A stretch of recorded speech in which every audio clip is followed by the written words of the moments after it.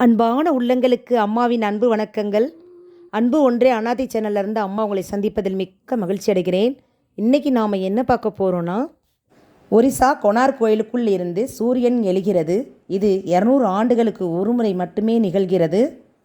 பல நூறு ஆண்டுகளாக காட்டில் மிதந்த கோவில் சிலைகள் இன்று வரை நீங்காத மர்மம். மன்னர்களால் கட்டப்பட்ட கோவில்களில் ஒவ்வொன்றிலும் ஏதேனும் ஒரு அதிசயத்தை நாம் காணத்தான் செய்கிறோம். அந்த வகையில் கோவிலின் சிலைகள் காட்டில் மிதக்கும்படி வடிவமைத்து அதை பல 100 ஆண்டுகள் பாதுகாத்து வந்தார் ஒரு மன்னர். அந்த சிலைகள் இப்போது என்ன ஆனது? அந்த கோவில் எங்கு உள்ளது? வாருங்கள் பார்ப்போம். ஒடிசா மாநிலம் கொனார் என்ற ஊரில் அமைந்துள்ளது கொனார் சூரிய கோவில். 12ஆம் நூற்றாண்டில் முதல் நரசிம்ம தேவன் என்ற மன்னனால் கட்டப்பட்ட இந்த கோவிலில் பல அபூர்வ சிற்பங்கள் உள்ளன. கடற்கரையை ஒட்டியே இந்த கோவில்கள் கட்டப்பட்டது.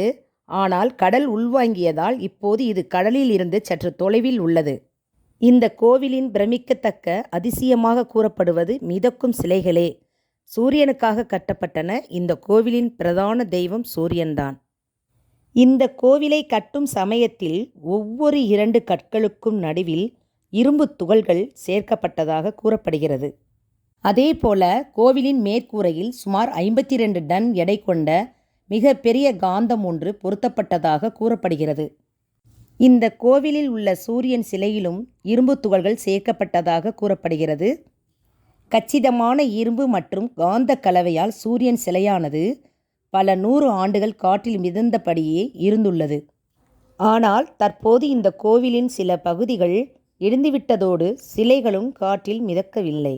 கோவில் இடிந்ததற்கு முக்கிய காரணம் போர்த்துகீசின் கப்பற்படை வீரர்களே என்று கூறப்படுகிறது. அந்த காலத்தில் இந்த பகுதியில் துறைமுகம் இருந்துள்ளது. கோவிலில் பொருத்தப்பட்டிருந்த மிகப்பெரிய காந்தத்தின் சக்தியால் கப்பல்கள் துறைமுகத்திற்கு வந்து செல்ல சற்று இடையூறாக இருந்துள்ளது. காந்த சக்தியால் சிறு கப்பல்கள் கவிழ நேரிடுமோ என்று அச்சம் கொண்ட போர்த்துகீஸ் வீரர்கள் அந்த காந்தத்தை தகர்த்தெறிய திட்டம் தீட்டியதாக கூறப்படுகிறது.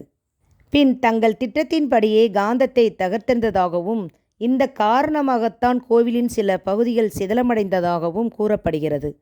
ஆனால் இவை செவிவழி செய்திகளே தவிர இதற்கு எழுத்துப்பூர்வமாக ஆதாரமில்லை. தெரிந்து கொள்வோம். குகையில் தானாய் தோன்றிய சிவன் வடிவம். குகை முழுக்க மர்மங்கள். எங்கு தெரியுமா? இன்று வரை அந்த காந்தம் என்ன ஆனது, இப்போது எங்கு உள்ளது போன்ற தகவல்கள் யாருக்கும் தெரியவில்லை. ஒரு சிலர் அங்கு காந்தமே இருந்ததில்லை என்றும் கூறுகிறார்கள். ஆனால் இந்த கோவிலை சுற்றி காட்டுபவர்கள் பலரும் மிதக்கும் சிலை குறித்தும் காந்தம் குறித்தும் பல தகவல்களை கூறுகின்றனர். இந்த வீடியோவை பார்ப்பவரும் கேட்பவரும் உங்கள் நண்பர்களுக்கு இந்த தங்கசிங் படத்தை அனுப்புங்கள்.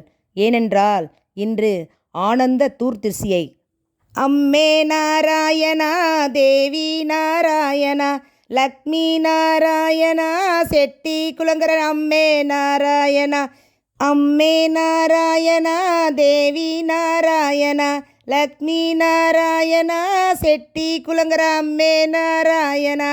இந்த பதிவை 24 பேருக்கு அனுப்புங்கள். ஒரு சந்தோஷ செய்தி உங்களை தேடி வரும். உண்மையாக 90 மணி நேரத்தில். அது மட்டுமல்ல, இந்த ஸ்லோகம் உலகம் முழுவதும் ஒலிக்கட்டும். தயவு செய்து இதை உதாசீனம் செய்யாதீர்கள். இதற்கு அற்புதமான சக்தி உண்டு. இந்த வீடியோ உங்களுக்கு பிடிச்சிருந்தா லைக் பண்ணுங்கள், ஷேர் பண்ணுங்கள். இதுவரைக்கும் நம்ம சேனலை சப்ஸ்கிரைப் பண்ணாதவங்க சப்ஸ்கிரைப் பண்ணிக்கோங்க. மறக்காமல் பெல் பட்டனை கிளிக் பண்ணிக்கோங்க. மறக்காமல் கமெண்ட் பண்ணுங்கள். வாழ்க வளமுடன், வாழ்க பல்லாண்டு. நன்றி, வணக்கம்.